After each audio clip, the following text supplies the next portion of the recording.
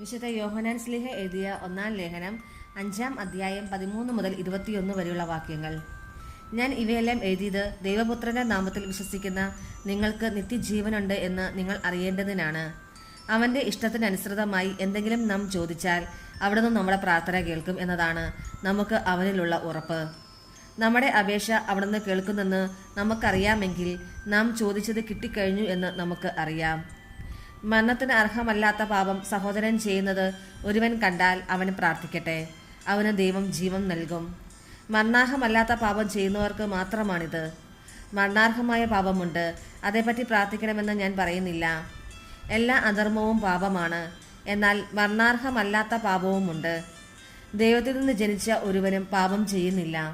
ദൈവപുത്രൻ അവനെ സംരക്ഷിക്കുന്നു എന്ന് നാം അറിയുന്നു. ദുഷ്ടൻ അവനെ തൊടുകയുമില്ല. നാം ദൈവത്തിൽ നിന്നുള്ളവരാണെന്നും ലോകം മുഴുവൻ ദുഷ്ടന്റെ ശക്തിവലയത്തിലാണെന്നും നാം അറിയുന്നു. ദൈവപുത്രൻ വന്നെന്നും സത്യസ്വരൂപനെ അറിയാനുള്ള കഴിവ് നമുക്ക് നൽകിയെന്നും നാം അറിയുന്നു. നാം ആകട്ടെ സത്യസ്വരൂപനിലും അവിടുത്തെ പുത്രനായ യേശുക്രിസ്തുവിലും ആണ്. ഇവനാണ് സത്യദൈവവും നിത്യജീവനും. കുഞ്ഞുമക്കളെ, വിഗ്രഹങ്ങളിൽ നിന്ന് അകന്നിരിക്കുവിൻ. നമ്മുടെ കർത്താവായ മിശിഹായ്ക്ക് സ്തുതി. വിശുദ്ധ യോഹന്നാൻ അറിയിച്ച സുവിശേഷം 8-ാം അധ്യായം 39 മുതൽ 47 വരെയുള്ള വാക്യങ്ങൾ. അവൻ പറഞ്ഞു, അബ്രാഹമാണ് ഞങ്ങളുടെ പിതാവ്. യേശു അവരോട് പറഞ്ഞു, നിങ്ങൾ അബ്രാഹത്തിന്റെ മക്കളാണെങ്കിൽ അബ്രാഹത്തിന്റെ പ്രവൃത്തികൾ ചെയ്യുമായിരുന്നു. എന്നാൽ ദൈവത്തിൽ നിന്ന് കേട്ട സത്യം നിങ്ങളോട് പറഞ്ഞ് എന്നെ കൊല്ലാൻ നിങ്ങൾ ആലോചിക്കുന്നു. അബ്രാഹം ഇങ്ങനെ ചെയ്തിട്ടില്ല. നിങ്ങൾ നിങ്ങളുടെ പിതാവിന്റെ പ്രവൃത്തികൾ ചെയ്യുന്നു. അപ്പോൾ അവർ പറഞ്ഞു, ഞങ്ങൾ ജാരസന്തതികളല്ല, ഞങ്ങൾക്ക് പിതാവ് ഒന്നേ ഉള്ളൂ, ദൈവം.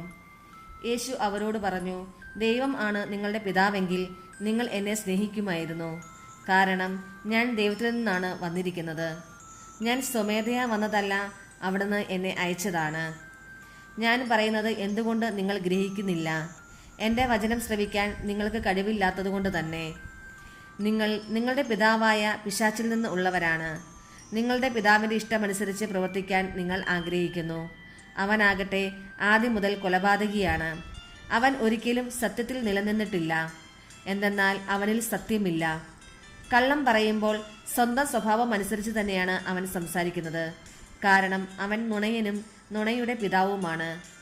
ഞാൻ സത്യം പറയുന്നതുകൊണ്ട് നിങ്ങൾ എന്നെ വിശ്വസിക്കുന്നില്ല. നിങ്ങളിൽ ആർക്ക് എന്നിൽ പാപം തെളിയിക്കാൻ കഴിയും?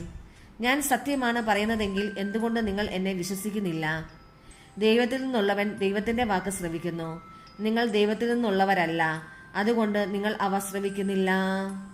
നമ്മുടെ കർത്താവായ മിശിഹായ്ക്ക് സ്തുതി.